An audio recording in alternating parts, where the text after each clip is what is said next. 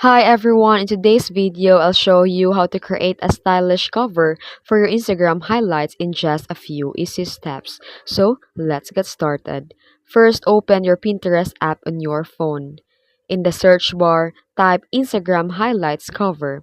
Scroll down through the design and find one you like. Tap the image and download it to your phone.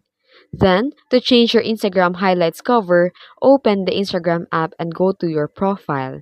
Tap on Highlights section. Then click the three dots at the bottom right corner of the screen.